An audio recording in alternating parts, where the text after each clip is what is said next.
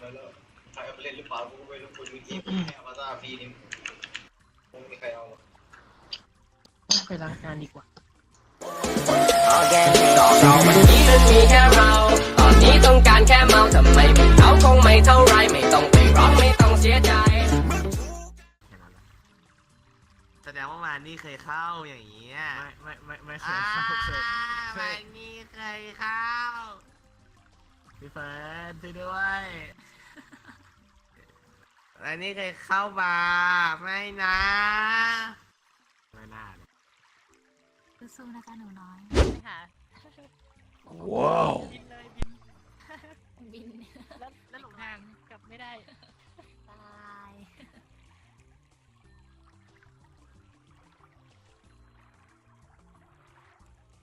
ว่าเห็นอยู่ห้องอะไรนะ Room of the Rain กันใช่ไหมอ๋อใช่อ๋อ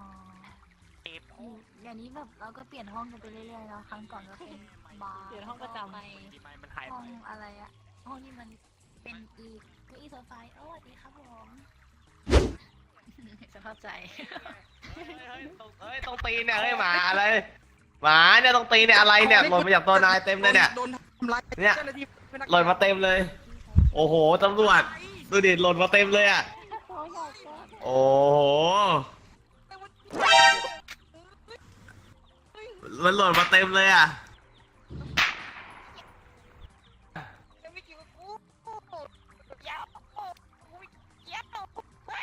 เน็ตแม่งกากไอ้สัตว์เน็ตกากไอ้เหี้ยไม่กระตุกที่หมายเลยเฮ้ยเราอย่างงี้เลยนะ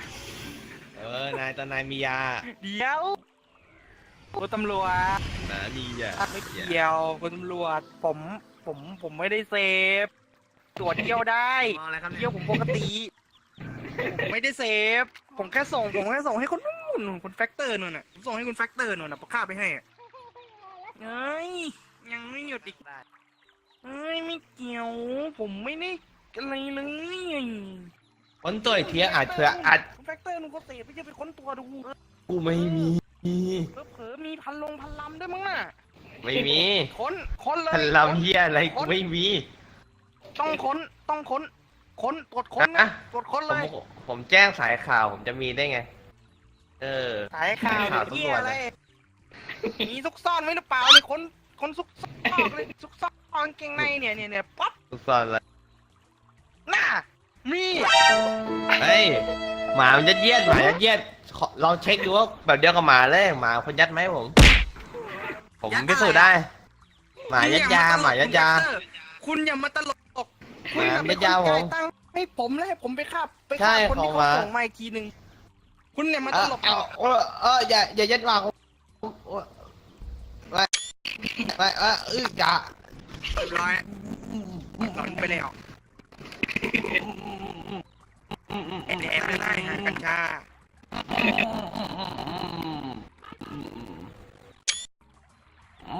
ตอนนี้เราจะกลับเขาว่าเสพแล้วใช่ไหมครับคุณตำรวจตอนนี้ถ้ากลับว่าเขาเสพแล้วใช่ไหมกัญชามึงเอากัญชายัดปากกูจะพูดยังไงใช่ไหมโอ้ขอบคุณครับโอ้อะไรเนี่ยโอ้หมาคนขายอ่ะผมผิดอะไรอ่ะเดี๋ยวไปผมไม่ผิดคุณเกมผิดคุณเกม Nope ไม่ใช่ผมคุณเกมคุณต้องรับผิดชอบคุณเอายามายัดผม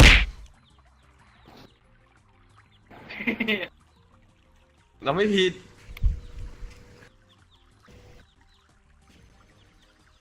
เฮ้ยอารมณ์กายคนรู้ชื่ออะไรวะชื่ออ่านชื่อเขาออกไหมชื่อแต่งงานกูอ่านไม่กูอ่านไม่ออกน่าจะมัวตำรวจเนี่ยลองเช็คดูเนี่ยหมามีทุกอย่างเลยในตัวลองเช็คดีๆเช็คอีกทีอ่ะคุณตำรวจยังคนไม่หมดไหมอีกเลี้ยวมึงจับกูไปตัดขนเลยไหมล่ะอาจจะเจอได้ตำรวจลองดูอาจจะเจอมาค้นก็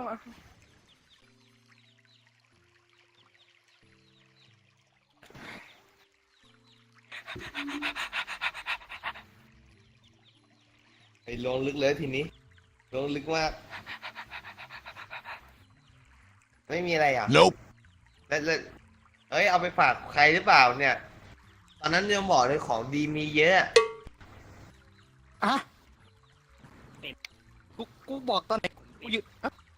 กูยืนเอาข้าวหลามไปเก็บเมื่อกี้ เห็นชุดแต่งงานไหมเมื่อกี้หมาแอบไปคุยคนชุดแต่งงานอ่ะลองเช็คดูดิต้องมือกันหรือเปล่าเนี่ยสมรู้ร่วมคิดไง ไม่เกี่ยว ใช่ใช่ผู้สมรู้ร่วมคิดไงคนว่า ไม่เกี่ยวกับกูไม่เกี่ยวกับกูมึงเนี่ยอย่าใส่ร้ายกูเมื่อกี้มึงเสพแล้วเมาวะเนี่ย ไอ้สัตว์กูโดนตำรวจยัดปากไอ้เหี้ย เนี่ยดูเห็นไหมมีอีกแล้วเนี่ย เงามาจากไหนวะเธอกูไม่ได้เป็นที่เก็บ